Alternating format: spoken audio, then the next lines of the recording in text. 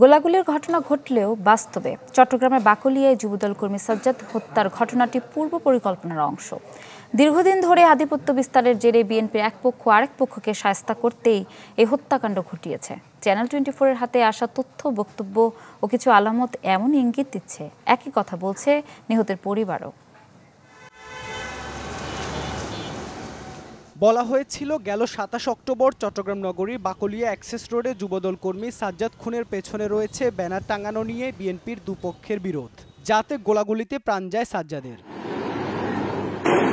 তবে এলাকায় খোঁজ নিয়ে মিলেছে এই ঘটনার পেছনে চাঞ্চল্যকর সব তথ্য। তাতে স্পষ্ট হচ্ছে তাৎক্ষণিক কোনো ঘটনা নয়, দীর্ঘদিন ধরে আধিপত্য বিস্তারের জেরে বিএনপির এক পক্ষ আরেক পক্ষকে শায়েস্তা করার পরিণতি সাজ্জাদ হত্যা।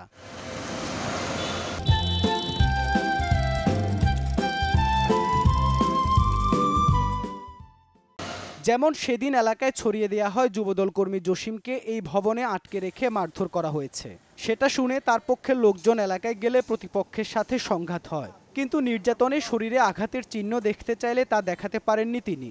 আটকে রেখে আমাকে ওরা মারধর করছে। পরে যখন আমাদের নেতাকর্মী কানে খবর গেছে, ছাত্রদল যুবদলের সবাই এসে আমাকে উদ্ধার করার জন্য যখন আসছে, ওরা কি করছে, অফিস থেকে এলো পাতারে গুলি করছে সবাইকে। আমি তখন ভিতরে ছিলাম, আমি নিজের স্বয়ং চোখে দেখছি। আঘাত নাই, কিন্তু আমাকে ওরা অ্যাস্টাম দিয়ে মারছে, মানে কিরিচ, চাকু বা ওই ধরনের কোনো কিছু আমাকে ওরা মারে নাই। হ্যাঁ, অ্যাস্টাম দিয়ে মারছে। জসিমের দাবির সত্যতা মেলেনি ভবন মালিকের বক্তব্যেও। কাহিনী হওয়ার অলমোস্ট 1 উইক কি 2 উইকস আগে এটা আব্বাইদের কাছ থেকে খালি করে ফেলছে। প্রুফও আছে, স্ট্যাম্প পেপার। 10:30 থেকে 11:30 1 ঘন্টা জিম্মি করে রাখছিল। এই ঘটনা কি আপনি জানেন? জি না, আমি এই সম্পর্কে আসলে অবগত না। সাজ্জাদের স্বজনদেরও দাবি গোলাগুলির মধ্যে পড়ে সাজ্জাদ গুলিবিদ্ধ হয়নি। তাকে সে সময় ডেকে নিয়ে যাওয়া হয়েছিল বাসা থেকে, এরপর খুব কাছ থেকে গুলি করা হয়েছে। এছাড়া ঘটনার সময় বিদ্যুতের আসা যাওয়াও ছিল রহস্যে ঘেরা। যদি উপর থেকে বাইরের থেকে পিছন থেকে বা রক্ত বেরিয়ে নইলে গুলি বেরিয়ে তো সামনে গুলিটা মারছে, অস্ত্র গিয়া করবে, তখন লাইট গুলি বন্ধ কেন? কারেন্ট যাওয়ার সাথে সাথে গাড়িগুলো কেন চলে গেল বদ্দারহাটের দিকে? পুলিশের গাড়ি। হ্যাঁ, পুলিশের গাড়ি। মোবারকে ফোন করছে, মেসেঞ্জারে নাকি 21 সেকেন্ড কথা হয়েছে। এর ওয়াইফ বলছে যে আমার সামনে মেসেঞ্জারে কথা বলছে সাদা তুই কই এসি কেয়ারফুল আই, এখানে 3টা লাইন, মানে 3টে ইউনিট, এই 3টা একসাথে নিয়ে জায়গা যদি দুর্ঘটনা হইলে অধীনই একসাথে 3টা ইউনিট চলে গেছে। তাদের অভিযোগের সত্যতা মেলে বাকলিয়া বিদ্যুৎ বিভাগের নির্বাহী প্রকৌশলীর বক্তব্যে। আনুষ্ঠানিক বক্তব্য না দিলেও তার দাবি সেদিন কোনো ত্রুটি ছিল না, তবু 3বার চেষ্টা করেও লাইন চালু করা যায়নি। কয়েক ঘন্টা পর এমনিতেই চালু হয়। 2বার আমরা অ্যাটেন্ড নিছি, কিন্তু চালু হয় না। এখন পরে যে সমস্যাটা কোথায় পাইছেন? না, সমস্যা পাইনি। আবার নিজে চালু হয়েছে। আমরা একটু চেক করছি, চেকটা করার পরে দেখলাম আবার চাইনিজ, তখন লাইন চালু হয়ে গেছে। আমাদের ফ্লাইওভার পাশে লাইন থাকে না, কেউ যদি সাহস করে একটা পাগল যদি কিছু করে লাইন ঠিক হয়ে যাবে, সবগুলোতে এটা তো ল, কমন ল এটা।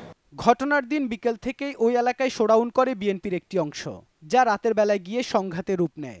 ঘটনায় সরাসরি অংশ নিয়েছেন এমন একজনের বক্তব্যে উঠে আসে কারা অস্ত্র হাতে দিয়েছিল আর কারা অংশ নেয় ঘটনায়। ডিজেল লাইন নিয়ে মারামারি, একটা সামান দিল, সামান নিয়ে আমরা সহ গেলাম।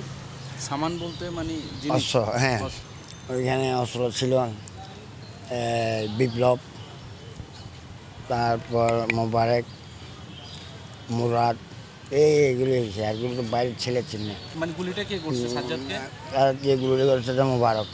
তো আমি পিছনে ছিলাম, এর সামনে ছিল সাজ্জাদ, সামনে ছিল। অনেক লোকের বিস্কানে ও কীভাবে মারা গেছে, এটা সাইডের এই মোবাইলে গুলি না করলে ও বাঁচত। এরা মানে একটা লাশ ফেলে লাশ দিয়ে আন্দোলন করা শুরু করছে আর কি। ঘটনায় এখন পর্যন্ত 10 জন ধরা পড়েছে, তাদের একজন হিরণ। তার সাথে জসিমের একটি অডিওতে মিলেছে পরিকল্পিত হত্যার ইঙ্গিত।